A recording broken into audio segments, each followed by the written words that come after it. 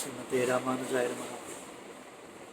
श्री गुरुरत्न घोष का 6वें श्लोक में स्तोतारं तमुशन्ति देवी कवयो यो विस्तृणीते गुणान् स्तोतव्यस्य ततश्च ते स्तुतिधुरा मय्येव विश्राम्यति यस्मादस्मत् अमर्षणीयफणिति स्वीकारतस्ते गुणाः क्षान्त्यौदार्यदयादयो भगवती स्वां प्रश्नुवीरन् प्रथाम्। इसके पहले श्लोक में पराशर भट्ट जी ने कहा था कि माता की स्तुति करने में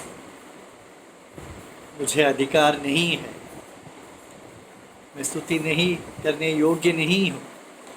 पर इस श्लोक में कहते हैं मेरे व्यतिरिक्त अन्य कोई आपके स्तुति करने योग्य नहीं है। चमत्कार से कहते हैं इसमें, तो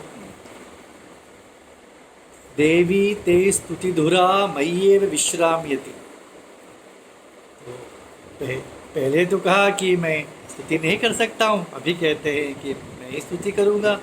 तब लोगों ने पूछा, अरे भैया पहले के श्लोक में आप अविद्वान थे, अब दूसरे आप श्लोक लिखते समय आप विद्वान हो गए, ये कैसे हो सकता है? तो तब पराशर भट्ट कहते हैं ऐसा नहीं, मैंने बिना सोचे समझे कह दिया था कि मैं अधिकारी नहीं हूँ। उसके उपरांत जब सोचा विचार किया, तब पता चला कि मेरे जैसा स्तुति करने में अधिकार युक्त व्यक्ति कोई और हो ही नहीं सकता। देखिए, स्तोता किसे कहते हैं? पराशर भट्ट कहते हैं जो जिसके प्रति स्तुति करते हैं उस व्यक्ति के गुणों को प्रकाशित जो करता है वही स्तोता कहा जाता है। तो यह स्तोतव्यस्य गुणान् विस्तृणीते तव कवयः स्तोतारम् उचन्ति। जो विस्तार करता है, विस्तार से वर्णित करता है या उसे प्रकाशमान करता है गुणों को, तो वही तो स्तोता कहलाता है। तो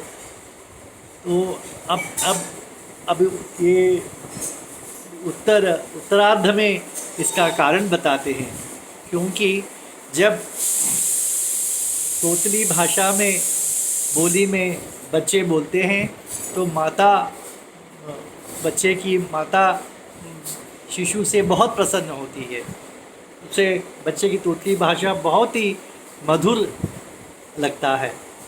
और इसी प्रकार मैं अब जो स्तुति करने वाला हूँ वह कर्ण कठोर शब्द है, आप किसी व्यक्ति से वो सहन नहीं होगा।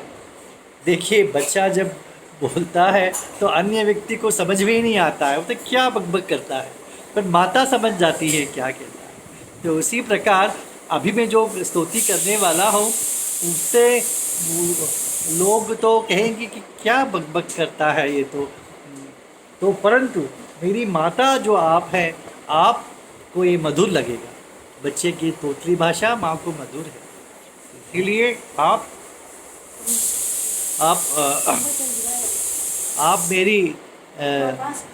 मुझ पर मेरे पर दोषारोपण नहीं करेगी, मुझे क्षमा ही करेगी। मेरे कुयुक्तियों को सुनकर आपके क्षमा का गुण उमड़ आएगा। क्षमा ही नहीं, आप उदारता से मुझे सब कुछ लुटा देंगे। इसके पश्चात दया, वात्सल्य का अर्थ क्या है?